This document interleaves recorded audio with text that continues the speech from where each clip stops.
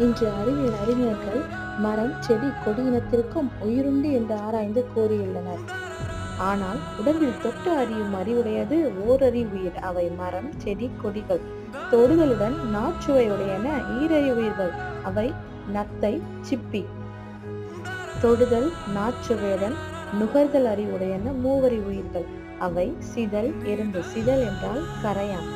தொடுதல் நாச்சுவை நுகர்தலுடன் கண்ணறிவு உடையன நான்கறிவுயிர்கள். அவை வண்டு, தும்பி.